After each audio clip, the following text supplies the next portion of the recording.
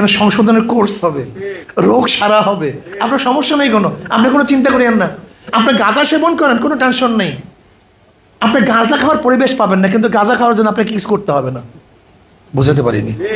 আপনি মদ খাওয়ার জন্য তো খুব টেনশনে আছেন, মদের অবস্থাটা কী হবে, কোনো টেনশন করিয়েন না, আপনার এমনি মদ খাইতে মনে চাইবে না, তখন সমস্যা আছে।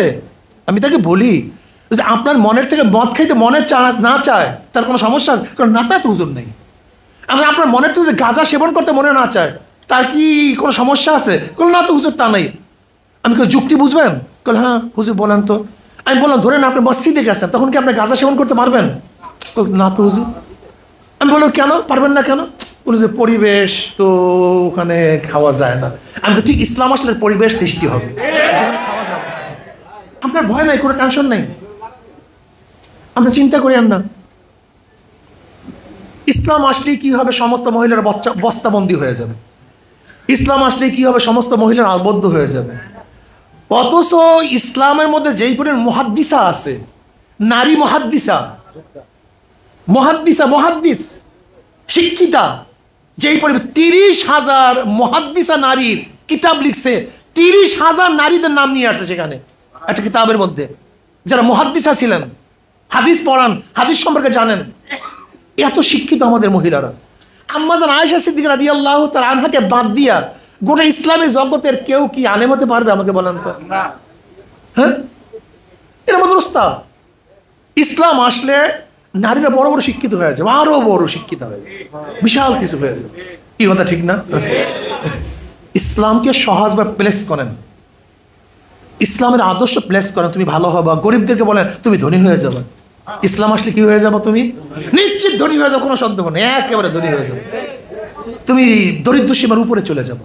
বিধবাকে বলেন ইসলাম আসলে তোমার কোনো টেনশন না, তোমার পেটের টেনশন রাষ্ট্র করবে, তোমার বস্ত্রের টেনশন রাষ্ট্র করবে, তোমার খাওয়ার টেনশন রাষ্ট্র করবে। মেসকিনকে বুঝান যদি ইসলাম আসে তুমি আর এতিমের মতো এরকম থাকবে না, তোমাকে কেউ লাথি গুথা মারবে না, রাষ্ট্র তোমাকে জিম্মা নিয়ে নিবে। সমস্ত জিম্মা কার? বলেন এতিমদের জিম্মা কার? মিসকিনদের কার? অবহেলিত মানুষের জিম্মা কার? সব রাষ্ট্রের। কাজে আসো, ইসলামী হুকুমাত কায়েম হলে আমার যুবক বাবাদের অধিকার ফিরে পাবে, আমার মহিলাদের অধিকার ফিরে পাবে, গরিব দুঃখী মেহনত মানুষের অধিকার ফিরে পাবে। এর জন্য আসুন আমরা ইসলামী হুকুমাত কায়েম করি, সহজভাবে বুঝাবার চেষ্টা করি। নাম্বার 1। নাম্বার 2, সবাই বলছেন ঐক্য। আপনি কি ঐক্য আছেন? আপনি ঐক্যের কথা বলতেছেন কেন? আপনি কি নিজে ঐক্য আছেন? সবাই তো ঐক্যের কথা বলছেন, আপনি কি নিজে ঐক্য আছেন? আগে আপনি কোন এক দলের সাথে ঐক্য হন, তারপর ঐক্যের কথা বলেন। আমি কথাটা বুঝতে পারিনি।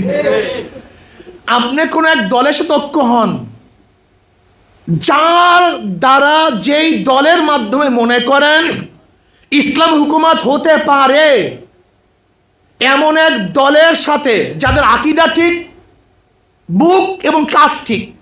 কথাটা বুঝতে পারিনি। মুখ এবং বলেও যা, করেও তা, 30 বছর আগেও যা, আজও তা। প্রতিদিন এরকম নড়াচড়া করে না, প্রতিদিন নীতি পরিবর্তন করে না, ক্ষমতার জন্য কারোর কাছে দৌড়াদৌড়ি করে না, নীতি আদর্শ পরিবর্তন করে না কোনো লোভের সামনে।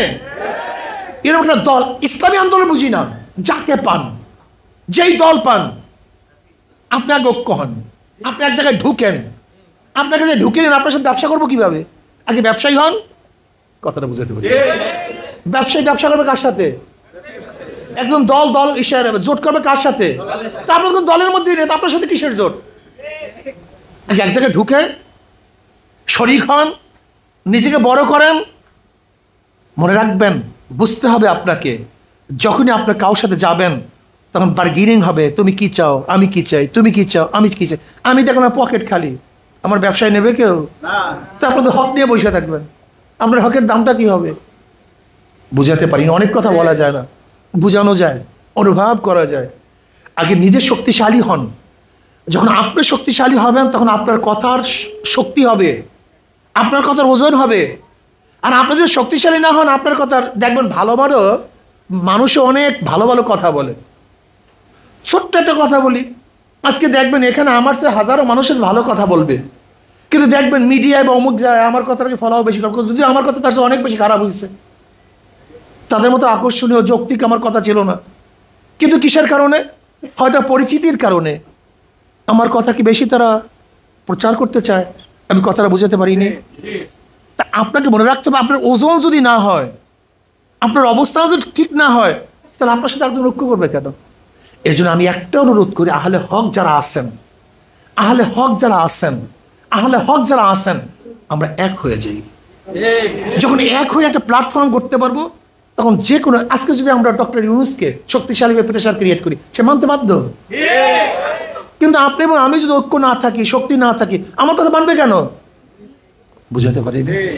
এই জন্য আমি শুধু ওলামায়ে কেরামকে বলবো, আহলে হক ওলামায়ে কেরামকে বলবো, আসলে আমরা এক হই, এক ও ন্যাক হয়ে যাই। যদি এক হয়ে যাই, তাহলে আমাদের শক্তি বাড়বে, ওজন বাড়বে, আমাদের কথার মূল্যায়ন হবে, আগামী মানুষ আমাদের আস্থাশীল হবে যে এরা পারবে, এদের দ্বারা সম্ভব।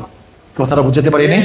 যতক্ষণ পর্যন্ত পাবলিক না বুঝবে যে আপনাদের দ্বারা সম্ভব, ততদিন পর্যন্ত আপনাদের ডাকে পাবলিক ঐক্যবদ্ধ হবে না। এর জন্য আসুন আমরা এক ও ন্যাক হয়ে কাজ করার চেষ্টা করি, আল্লাহর জমিনে আল্লাহর হুকুমত কায়েম করি। আলহামদুলিল্লাহ।